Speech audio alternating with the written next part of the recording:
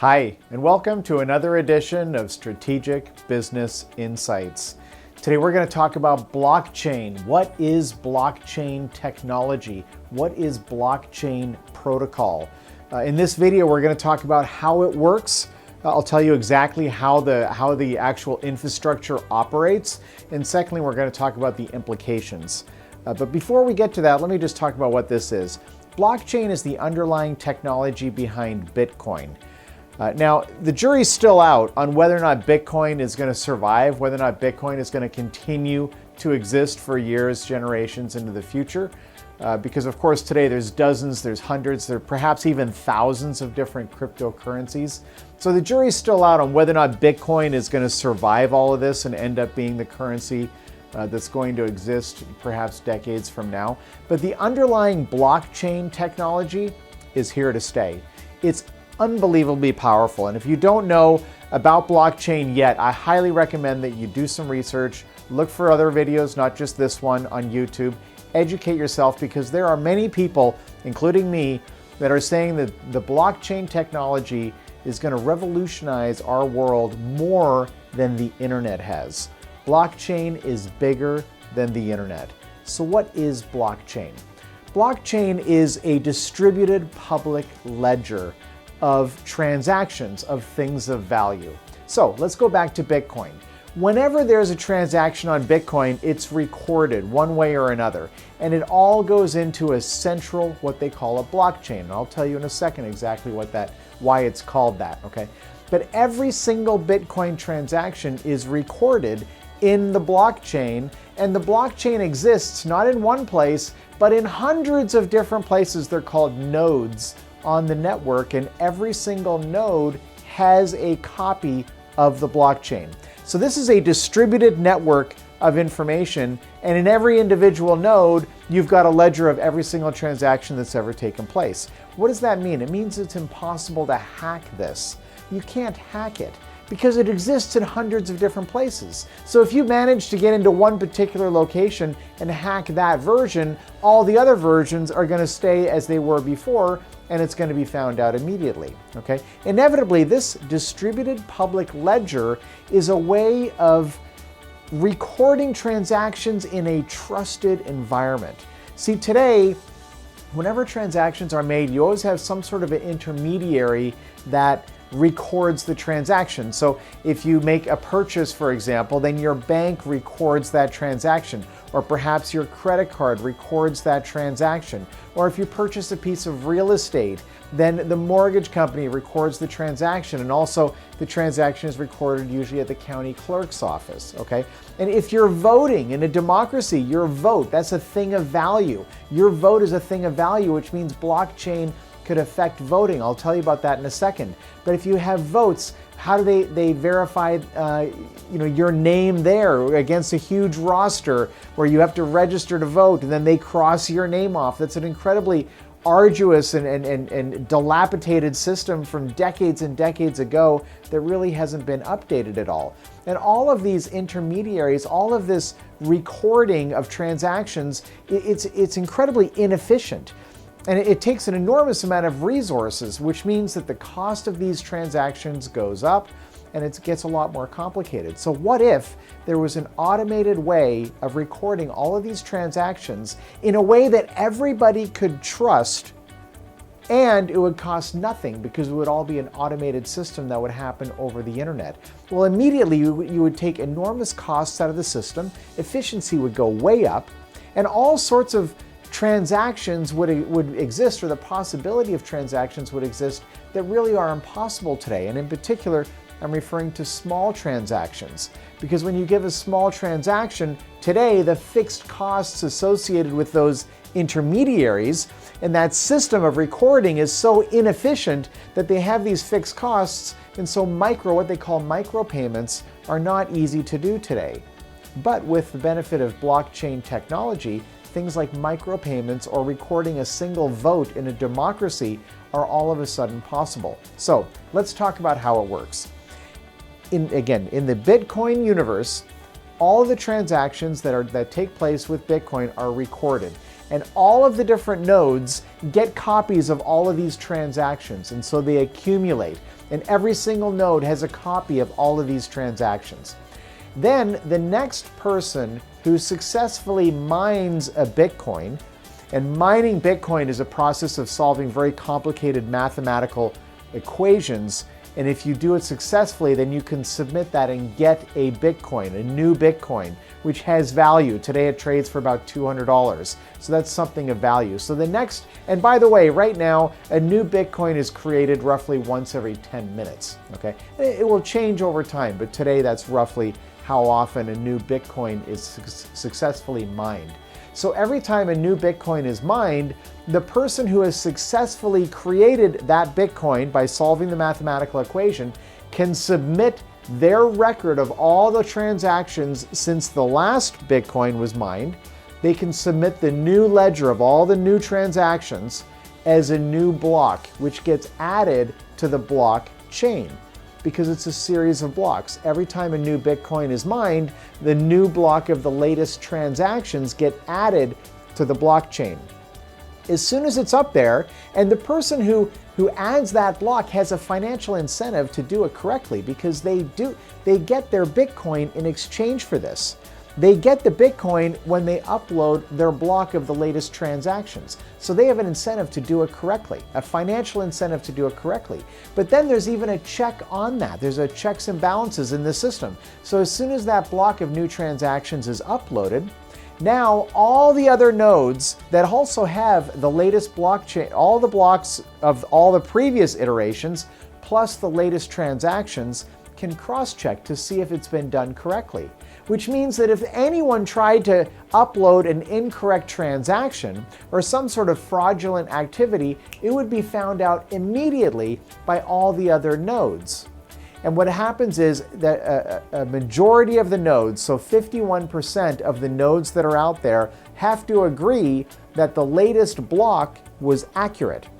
And if they agree on that, then the block becomes part of the blockchain. The person who mined the Bitcoin gets their Bitcoin, and we move on to the next block coming. Which means that perpetually as time goes on, you always have a trusted public ledger, which is distributed across hundreds or thousands of nodes, that everybody agrees that these are all the transactions that have taken place in the Bitcoin universe. Imagine the level of trust that this creates. Now, of course, all these transactions add up to an enormous file size. And that's one of the enabling technologies of blockchain, is the fact that the cost of data storage is dropping. Right? The cost of data storage, in fact, the cost of storing a petabyte of data in 2010 for 1 month was $80,000. $80,000 per month. In 2020, just 10 years later, the cost is expected to drop to $4. From $80,000 to $4. Imagine that difference. So the cost is dropping like crazy, which means that it's more and more possible to store gigabytes or terabytes or even petabytes of data, and it's not going to cost much money. That's an enabling technology of blockchain, because all of these nodes can carry this entire blockchain file, right, easily, and it doesn't cost them much money, and it allows the system to operate in a trusted environment, which is constantly being cross-checked, which means that hacking is no longer a problem. There's enormous implications of this. Let's get to that next. The implications of blockchain. Lower costs. The intermediaries are basically being squeezed out of the picture because they're no longer necessary. Imagine, for example, a country like Mexico or even the Philippines. Let's talk about the Philippines. A sizable percentage of the Philippine economy is transfer payments of their nationals which are now living in other countries. So let's say people from the Philippines who are living in the United States. They send money home. It's something that's culturally done with many developing nations, and it's certainly true with the Philippines.